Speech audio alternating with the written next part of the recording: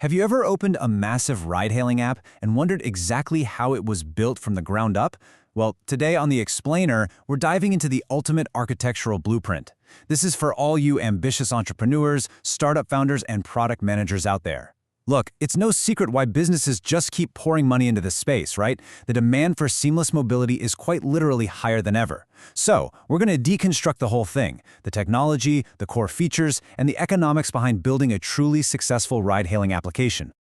There's this great saying that on-demand apps are essentially a modern-day magic wand. You literally just click a button on your smartphone and swoosh, you have a taxi waiting at your doorstep. And to understand the massive success behind these platforms, we really have to start with careful planning and market research. We have to recognize that time is the ultimate consumer constraint. Now sure, to the user it feels like pure magic, but that effortless experience, it's actually the result of a highly sophisticated digital ecosystem that's built entirely on validating a core user need. Here's our roadmap for today. We'll be looking at the on-demand economy, the 5-step ride process, the core ecosystem, advanced app features, global market competitors, and finally development costs. All right, let's kick things off with Section 1, the on-demand economy. You know, the irreversible nature of time constraints plaguing people all over the world has created just a massive market opportunity. Think about it.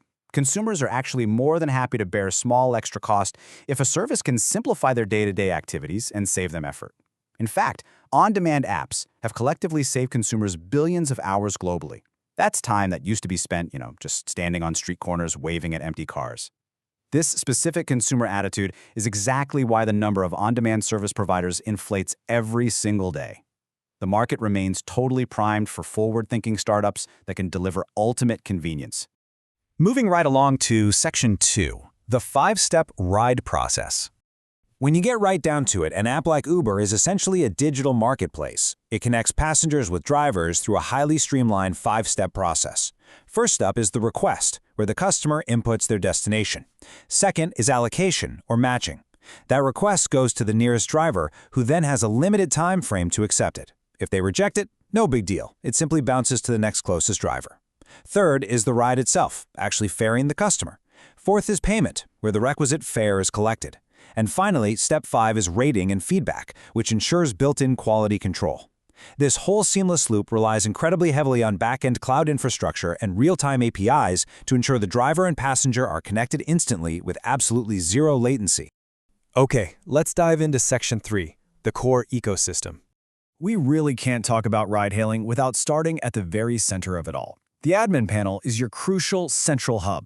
It's a web application that provides a comprehensive overview of every single process on the platform. It manages bookings, helps optimize routes, and accumulates all that vital customer data. Now, because this hub handles massive amounts of user data, things like secure data handling, robust authentication, and privacy measures are absolutely critical to your platform's survival. In the absence of a highly secure, scalable admin panel, managing daily operations becomes an incredibly troublesome task. Branching out from that central hub are the two distinct mobile apps. And both of these require very careful UI and UX considerations. So, the passenger app must prioritize reduced booking friction and easy navigation. We're talking upfront fare estimates, real-time ETA tracking, integrated payments, and a review system. The driver app, however, that's an entirely different beast. It has to prioritize intuitive, real-time alerts to keep drivers safe on the road. They need instant request notifications, full trip details to build trust, seamless navigation, a simple availability toggle, and a clear dashboard to track their earnings. It's two apps, two highly tailored user experiences working in perfect harmony. That brings us to Section 4, advanced app features. These are the features that really take a platform from functional to phenomenal. Take the demand map, for example, or the heat map. It isn't just a pretty visual. It actually relies heavily on complex database queries and real-time GPS integrations to show drivers exactly where the busiest locations are.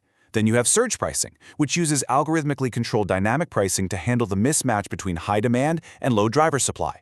Number masking is super important. It keeps phone numbers hidden during calls to protect user privacy. We also see great features like scheduling rides, bill splitting for shared routes, and even right-to-left language support to help capture specific global markets.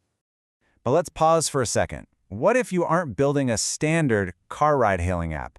What if you want to launch a niche platform instead, like a bike taxi app? How exactly does the blueprint change? Well, if you introduce specialized services, your base functionality just has to adapt. You would need to build in bike-specific navigation routes, maybe introduce unique safety check protocols specifically for two-wheeled vehicles, and provide options for riders to choose between different types of bikes. So the core blueprint remains exactly the same, but you have to layer these unique vertical requirements directly on top of it. Which leads into Section 5, Global Market Competitors. Now, it's really easy to think only of Uber when we talk about this space, but localized apps have actually carved out incredibly profitable regional niches. Lyft operates a very similar model but focuses primarily within the USA. Didi, on the other hand, built a 450 million-strong customer base in China, which actually forced Uber to cease operations there. Then there's Ola, a fierce rival in India, actively expanding to Australia. Grab absolutely dominates Southeast Asia with over 50 million downloads, and Careem expanded rapidly across Northern Africa and South Asia. You see, these platforms didn't just build great tech, they mastered customer acquisition and driver onboarding tailored specifically to their regional cultures. Finally, let's look at Section 6, Development Costs. The truth is, development costs hinge entirely on your launch strategy and your development process. Are you using agile methodology to launch a bare-bones minimum viable product, an MVP, to test the market and reduce risk? Or are you building a polished, fully scaled application right from day one? Your final cost also depends heavily on the number of platforms supported natively, the sheer volume of integrated features, and of course, the budget allocated for continuous post-launch improvements. So, taking all of those variables into account, experienced developers place the baseline development cost for a white-label taxi solution roughly between $20,000 and $50,000.